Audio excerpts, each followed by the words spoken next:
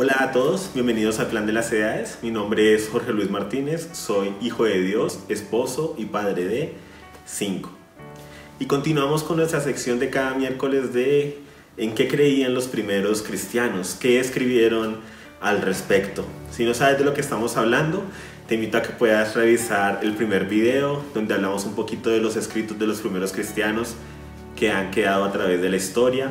¿Por qué son importantes para nosotros que hablamos de una reforma, de querer volver a hacer las cosas como en un inicio? ¿Y por qué son una fuente tan valiosa para nosotros como hijos de Dios, como seguidores de Cristo? Y en esta ocasión vamos a hablar acerca de qué pensaban los primeros cristianos con respecto a la segunda venida de Cristo. Pero estén listos porque ustedes no saben la hora en que nuestro Señor viene. Didaque, entre el año 80 y el 140, Iglesia de Oriente. Él habla del día de su aparición, cuando Él vendrá y nos redimirá, cada uno acorde con sus obras. Segundo Clemente, año 150, Iglesia de Oriente. Creyendo en Él podremos ser salvados en su segundo glorioso advenimiento. Justino Mártir, año 160, Iglesia de Oriente. Los profetas han anunciado 2 advenimientos de Cristo. En la primera, que ya pasó, Él vino como un hombre deshonrado y sufriente. Sin embargo, en la segunda, de acuerdo a la profecía, Él vendrá del cielo con gloria, acompañado de sus huestes celestiales. En ese tiempo, Él levantará los cuerpos de todos los hombres que han vivido. Justino Mártir, año 160, Iglesia de Oriente. Fue profetizado por Jacob el patriarca que habría 2 advenimientos de Cristo. En el primero, Él sufriría, y después de su venida ya no habría profeta ni rey en su nación. Justino Mártir, año 160, Iglesia de Oriente. 2 advenimientos de Cristo han sido anunciados. En el primero, Él es presentado como sufriente, sin gloria, deshonrado y crucificado. Sin embargo, en el otro, Él vendrá del cielo con gloria, cuando el hombre de apostasía hable cosas extrañas. Justino Mártir, año 160, Iglesia de Oriente. Fue declarado por símbolo, aún en el tiempo de Moisés, que habría 2 advenimientos de Cristo. Esto es indicado del símbolo de los 2 cabritos presentados para el sacrificio durante la fiesta. Justino Mártir, año 160, Iglesia de Oriente. Todos los profetas anunciaron sus 2 advenimientos. En la segunda, Él vendrá en las nubes trayendo el día que quema como un horno. Ireneo, año 180. Cuando Él venga del cielo con sus poderosos ángeles, toda la tierra será sacudida como Él mismo declara. Ireneo, año 180. Su segunda venida está cercana. Cipriano, año 250. Él pronto vendrá del cielo para el castigo del diablo y para el juicio de la raza humana, con la fuerza de un vengador y con el poder de un juez. Cipriano, año 250, Iglesia de Occidente. En su venida solo los justos se regocijarán, porque ellos miran las cosas que se les han prometido y la subsistencia de los asuntos de este mundo no será mantenida más. En cambio, todas las cosas serán destruidas. Disputa de Arquelao y Manés, año 320, Iglesia de Occidente. Fue despreciado y desechado de los hombres, varón de dolores y experimentado en aflicción, y como uno de quien los hombres esconden el rostro, fue despreciado y no le estimamos. Isaías 53:3.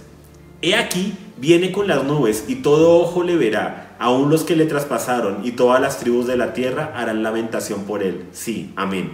Apocalipsis 1:7. Pero cuando el Hijo del Hombre venga en su gloria y todos los ángeles con él, entonces se sentará en el trono de su gloria. Mateo 25:31.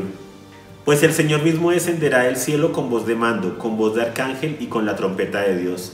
Y los muertos en Cristo se levantarán primero. Primera de Tesalonicenses 4:16. Yo sé que para muchos de los que están viendo este video, el tema de la segunda venida de Cristo es muy obvio. Estamos anhelando y esperando el retorno, ¿sí?, de nuestro Señor Jesucristo.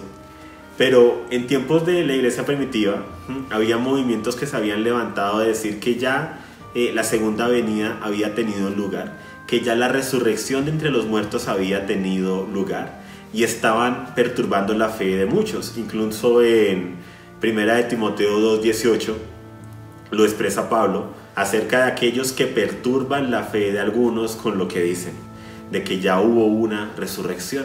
Entonces no hay nada nuevo debajo del sol. Las mismas enseñanzas que a veces vienen a perturbar la fe en la iglesia son las mismas que hubo desde un principio en contra de la iglesia, sino que aparecen en empaque nuevo o a través de personas nuevas. La iglesia tenía clara la segunda venida de Cristo y estaba el anhelo de su venida. Pero a través de la historia, por causa de todo lo que acontece en el año 70 es un año profético donde acontecieron cosas muy poderosas, donde se cumplieron muchas promesas de Cristo acerca de la destrucción de Jerusalén y la destrucción del templo, marcando el fin, ¿sí?, de los templos físicos y marcando, ¿sí?, de una manera profética que ahora el templo es espiritual, es donde nos congregamos en su nombre, somos nosotros la casa de Dios, la morada de Dios. La iglesia es ese templo vivo, nuestros cuerpos son templo del Espíritu Santo. Muchas cosas acontecieron en el año 70 con respecto a lo que había dicho Jesús, con respecto a la ira de Dios sobre Jerusalén, por causa de su maldad, por causa de no haber reconocido a Cristo y muchas cosas más que no son el tema de este video. Pero el hecho de que tantas cosas ocurrieran en el año 70 ha hecho que a través de la historia se levanten movimientos. Estos movimientos reciben el nombre de preteristas. Preteristas dicen que todas las promesas de Jesús y todo lo que habló Jesús de su segunda venida, de la resurrección y todas estas cosas ya acontecieron en el año 70. Por eso se llaman preteristas, porque ya aconteció. Y hay otra rama que se llaman los futuristas, que dicen que nada ha acontecido y que todo se debe cumplir en el futuro, por eso se llaman futuristas. ¿Sí? Entonces están los preteristas, que ya todo pasó y todo ocurrió, y los futuristas que dicen que nada ha ocurrido. Pero tanto los unos como los otros están en extremos, y tanto los unos como los otros tienen que hacer gimnasia bíblica con ciertos pasajes para lograr doblarlos y negar cosas que ya acontecieron a nivel histórico.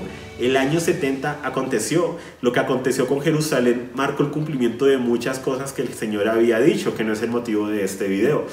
Pero no marcó todo. No se ha cumplido la resurrección de los cuerpos físicos. La iglesia anhelaba la resurrección de los cuerpos físicos. ¿Por qué? Porque esa es la esperanza que tenemos de la resurrección. Ese concepto gnóstico y griego de que cuando morimos vamos al cielo, que nuestro espíritu se desprende de nuestros cuerpos, era totalmente ajeno para la iglesia, porque la iglesia en su cosmovisión, la persona muere, ¿sí?, y va al lugar de los muertos, pero no va directamente al cielo como tal. La persona queda en ese estado y se requiere de la resurrección por eso, para que el alma, ¿sí?, pueda tener un cuerpo, para que pueda haber esa vida eterna, ese regresar a la vida. Y esa era parte de la cosmovisión y parte de la esperanza que había. Eso espero que lo veamos en otro video de los primeros cristianos acerca de qué pensaban ellos con respecto a la resurrección. Pero se levantaron movimientos con filosofías griegas y con el dualismo platónico, empezaban a entrar movimientos gnósticos a hacer separación, a volver todo espiritual, entonces a decir que no, que la segunda venida no es una segunda venida física sino espiritual, que la resurrección no es física sino que es espiritual cuando tú naces de nuevo, cuando la Biblia diferencia entre nacer de nuevo y la resurrección de los cuerpos, de los muertos. Algo muy importante que dice Pablo que es, ¿sí?, que es el pilar de nuestra fe, que sin eso nuestra fe es vana, que no tiene sentido. Entonces es interesante por eso que el príncipe del error busque atacar a la iglesia por ese lado, para trastornar la fe de mucho, para robarnos la esperanza.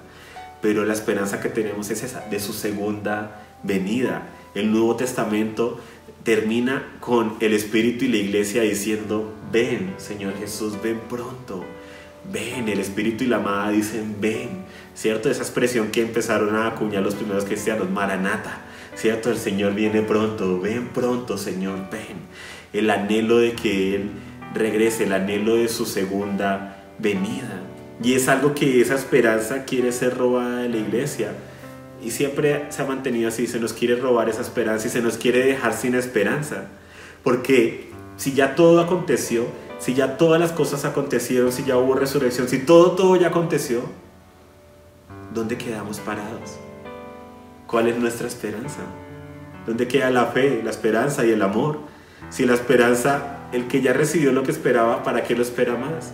¿Dónde queda que este cuerpo sea resucitado? ¿O que si estamos vivos sea transformado? ¿Dónde queda el recibir un cuerpo como el de Él? ¿Dónde queda que Jesucristo comió con sus discípulos después de resucitar?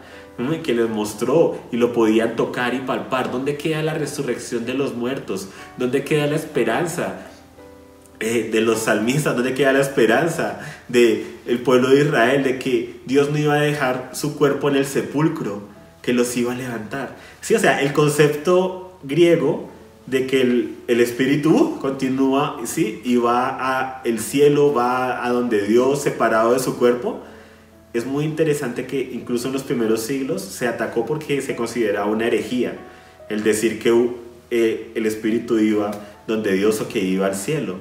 ¿Por qué? Porque se consideraba que se requería la resurrección de los muertos, era parte de la fe, ¿sí? Y ese era un concepto griego ajeno a la historia bíblica.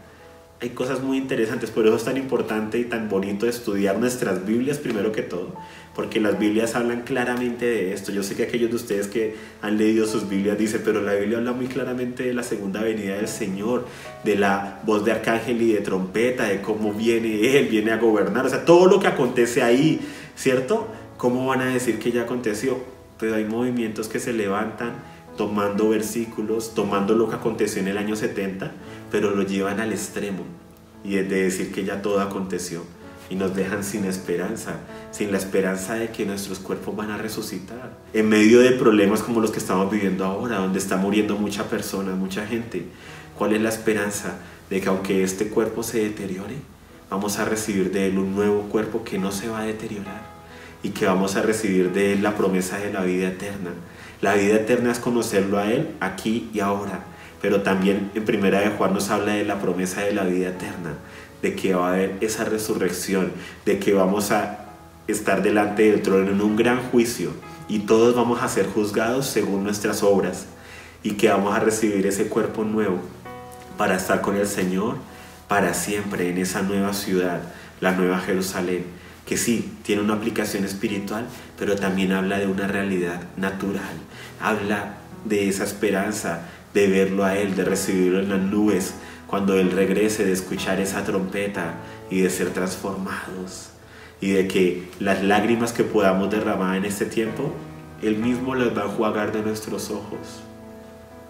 Pero si no tenemos cuerpo, pues, ¿qué lágrimas va a enjuagar?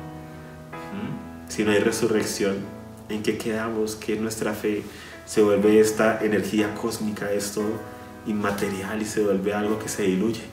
Y esa es la parte de la herencia de la filosofía, el dualismo griego, que quiso penetrar a la iglesia y que la iglesia vez tras vez ha luchado en contra de, y que hoy en día otra vez como una ola vuelve y se levanta, confundiendo y perturbando la fe de muchos. Es muy interesante definitivamente lo que aconteció en el año 70, pero es importante entender lo que se cumplió ahí de lo que dijo Jesús y lo que aún nos queda por cumplirse, y que la iglesia continúa junto al Espíritu diciendo: ven pronto, Señor Jesús, ven. Que Dios te continúe bendiciendo. Recuerda suscribirte al canal si no lo has hecho, dale un me gusta a este video, eso ayuda a que estos videos lleguen a más personas. Comparte este video con otros. Tenemos más videos en la lista de reproducción acerca de qué pensaban los primeros cristianos con respecto al diezmo, al ayuno, a la cuaresma, ¿sí? Y muchos otros temas más. Esperamos que sean de edificación para tu vida, que puedas ver el contenido de este canal, y esperamos que sea el Señor fortaleciendo tu fe por medio de esta herramienta, y que sea el Señor guiándote a toda verdad. Recuerda leer tu Biblia, ¿sí? Leerla una y otra vez, porque ese es nuestro canon, esa es nuestra vara de medir todo lo demás, aún lo que nosotros podamos decir en este canal.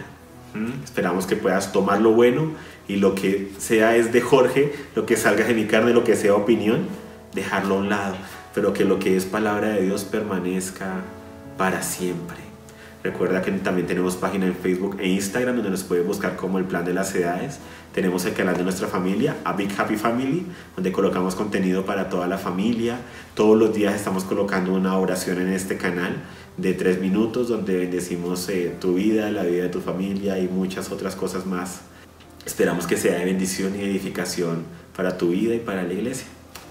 Hasta la próxima.